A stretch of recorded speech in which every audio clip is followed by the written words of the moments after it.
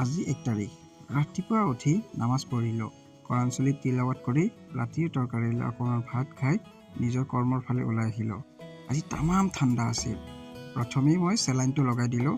লগাই দি তাৰ পৰা গ'লোঁ ফাৰ্মাচীলৈ।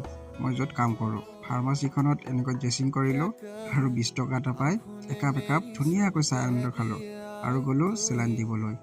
যাই চেলাইন পিট কৰি ব্লাড কালেকশ্যন কৰি এটা বেজীও দিলোঁ। দি এইটো মোৰ ফালৰ পৰা গিফ্ট দেই। আৰু তাত পেচেণ্ট কাউন্সেলিং ষ্টাৰ্ট হৈ গৈছিল কাৰণ তামাম মানুহ আছিল আজি 1 তাৰিখ কাৰণে। পেচেণ্ট কাউন্সেলিং কৰি ইয়াত টিটি এটা দিলোঁ। দাদাটো কি দুখ পাইছে দেই। তাত কাম বন শেষ কৰি ধুনীয়াকৈ মই ইয়াত ব্লাড কালেকশ্যনবিলাক সকলো তুলিলোঁ। তুলি পেলাই গ'লোঁ মছজিদত নামাজ পঢ়িবলৈ। আজি পায়স দিছিল। কিমান টেষ্টি লাগছে খাই। সকলোৱে খাই ভোক লাগাত তামাম কিবা কিবি খাই আজি দাৱা দিছিল মাহীহঁতৰ ঘৰত। তাত ভাত খাই ধুনীয়াকৈ আৰু